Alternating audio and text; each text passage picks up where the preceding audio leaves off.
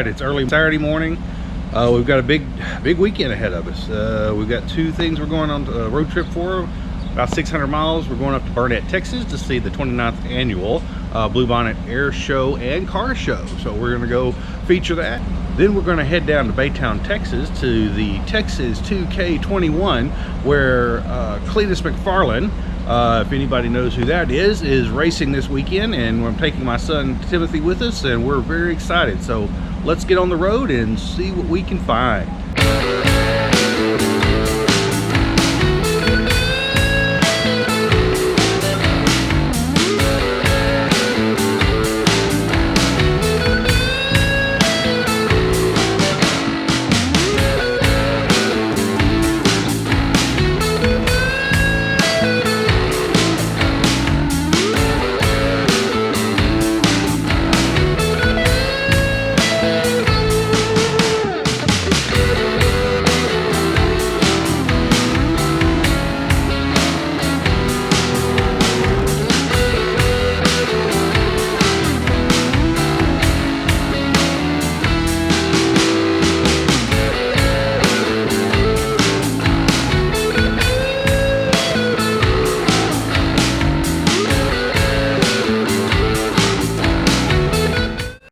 Today we're at Burnet, Texas.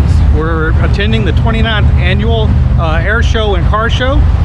It's always a good show to go to. A lot of participation on both sides with the aircraft and the classic cars.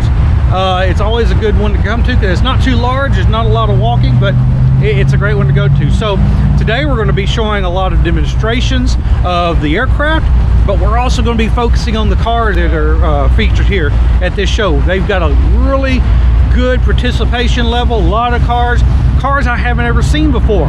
And so come along with us, let's see what we can find. You know, you really never know what you're going to come across when you attend these car shows.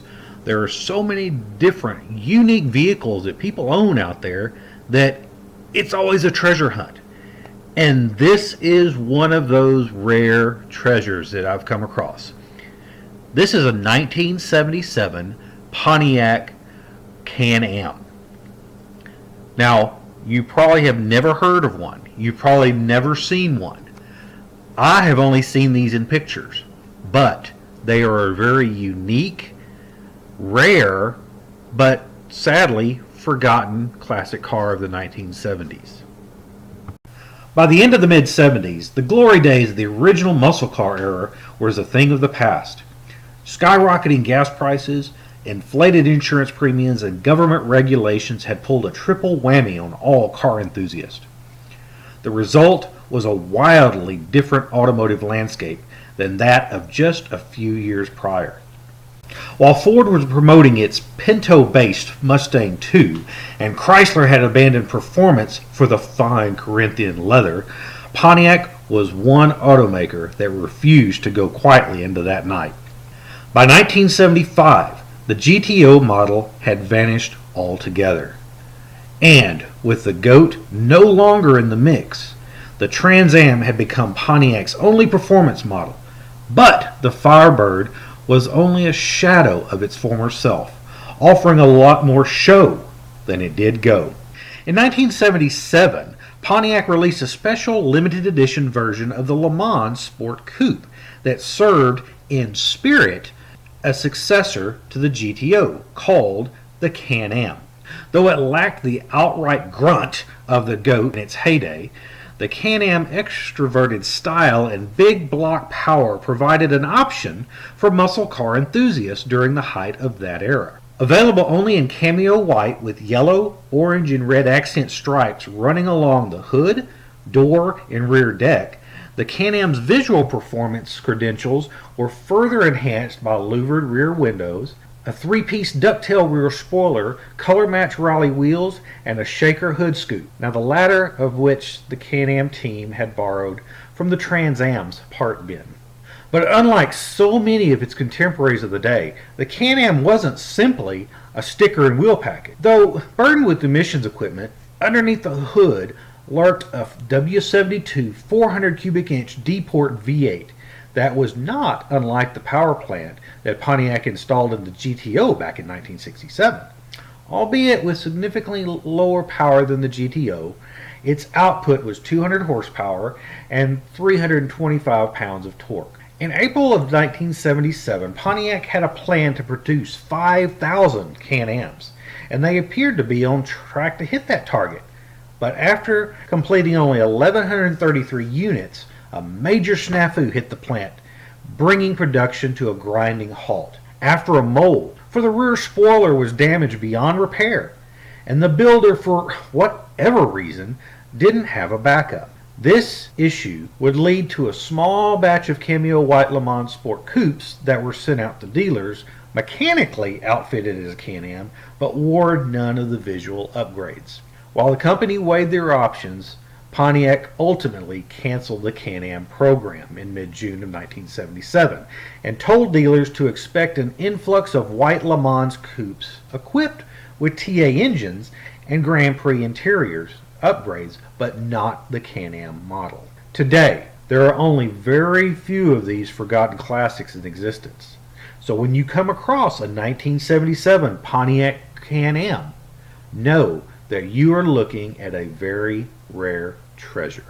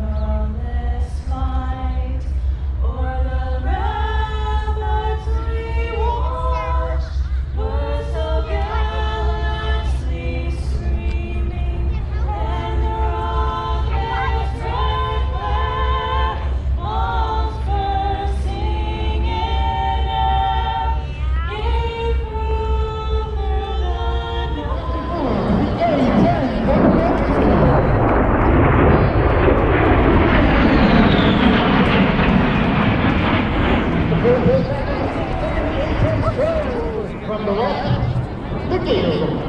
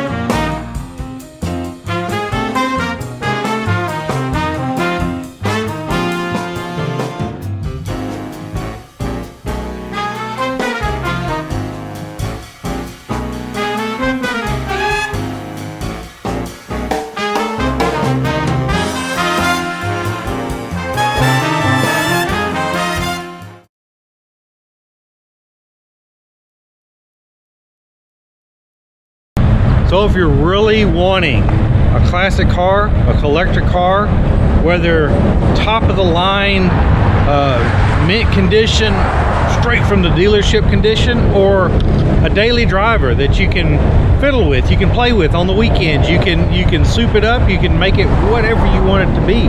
They're all over the place. Here I am, I'm in my hometown, New Braunfels, Texas, and there's a dealership that I love to come to. If you look around, there's normal cars here, just regular everyday cars, but then you have this nice 1970 Chevy C10. I mean, classic orange. It needs some work, it needs some reconditioning, but it's a great vehicle to get into, to put your hands to be able to get your feet wet when getting into this classic car collecting culture. As you can see, it is not in perfect condition. There's some scuffs there. If you go back here to the light bezels, there's a good bit of rust here. Going back, you know, there's some holes where it had probably a custom mirror on there, an aftermarket mirror, and they put more of the original stock mirrors. You got a little rust up here on the drip rails. Bed looks in good condition. There's a few dents right here, as any truck would have if it's being used all the time. Like I said, it is a long bed. It's got normal wear and tear on it. It's got another pretty good ding here where it looks like a ladder or something maybe have hit. A few scratches here.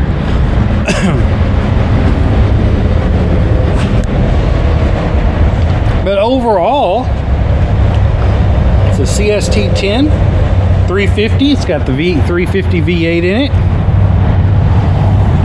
A little bit of patina here where the paint's rubbed off. But you look at this vehicle, and it would be a really good starter for somebody. Let's see if we can look inside.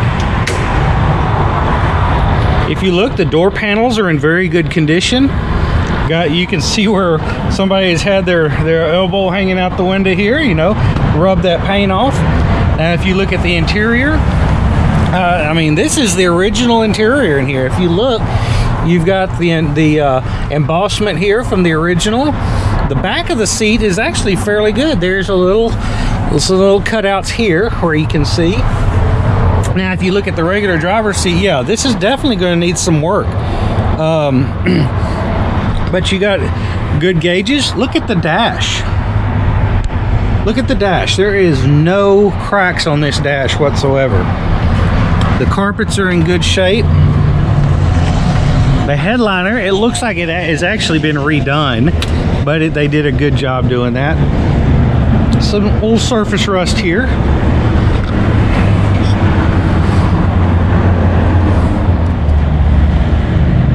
Hey, let's look under the hood. Now on these older ones, if you're not familiar, there is not an inside hood release. If you look down here, there's your hood release right there. You hit that, I've already done it. And we'll look at that engine. It actually looks really clean. It's carbureted, 350 V8. It's very, very clean underneath. Very easy to work on. This is actually an AC vehicle, and it has been converted. If you look right here, R134A. It has been converted to an R134, which is the modern Freon. So you don't have to worry about it having to convert it to R12 or to recharge it with R12. They've got some other good vehicles here. If you want a lot older, going back to the original, we got a 1929 Ford Model T truck, which is in excellent condition. I don't know if it's been redone. It's actually got the original, it's got the vinyl top on it. You can see where it's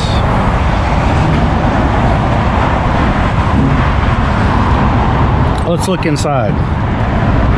Very simplistic. But there's all kind of things you can do with this vehicle. All kind of. Looky here. This is something very unique you don't see all the time. They didn't have regular windshield wipers. Now this one needs a little work. it's a little loose, so that's not going to help you out much on the hard rainy days. But look, it's very simple. We'll walk around here.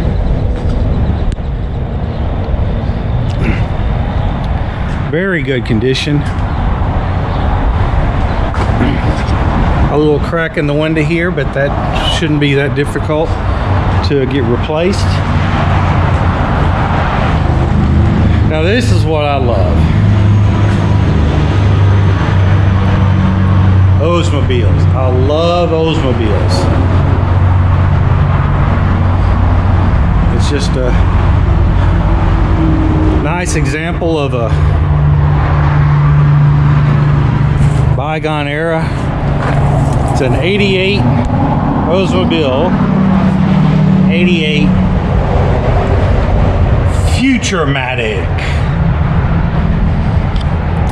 And I always loved the globe emblem on there. They were always very, very futuristic, very space age, even before the space age came along in the 60s.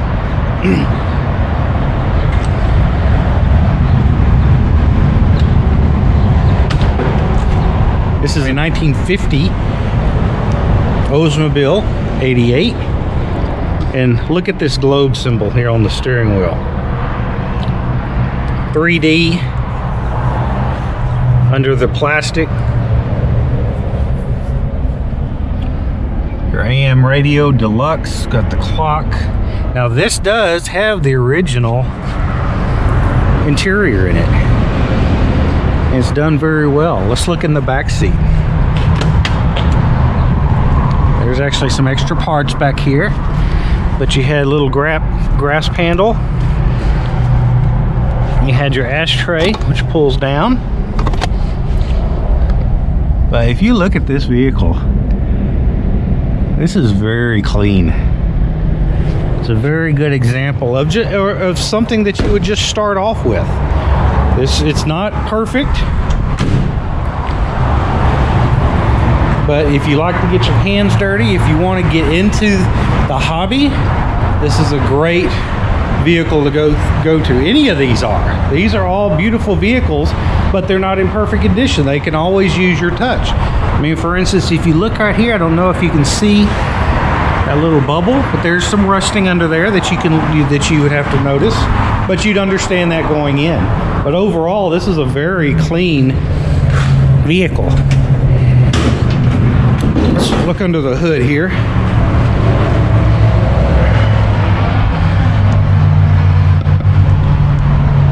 Oldsmobile Rocket V8.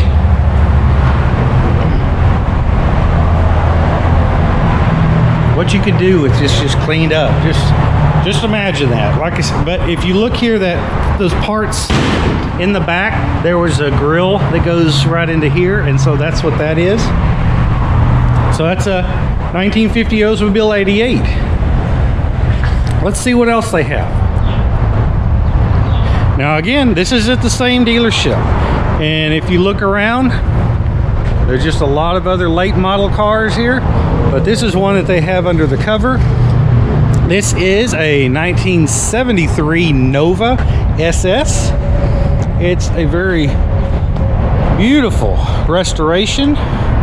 They did a really good job, and honestly, I'm not a huge fan of a Nova, but they did a very good job in restoring this. It's very nice, very good paint job. Oh, and by the way, these were hatchbacks.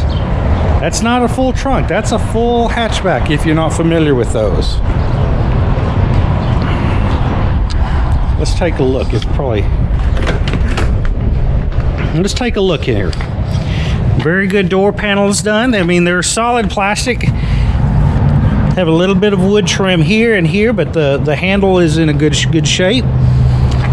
The seats, They have been redone, obviously, but they did a good job at copying the original, because this is more than likely what the original seats would have in them.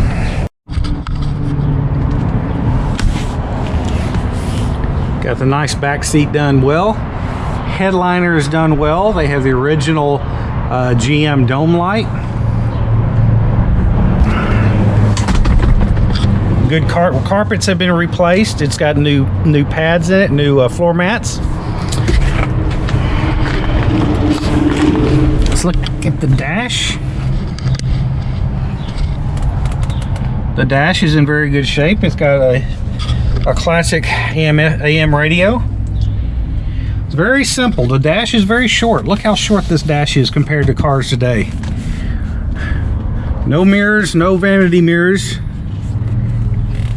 You had your ashtray, cigarette lighter, and then your glove compartment.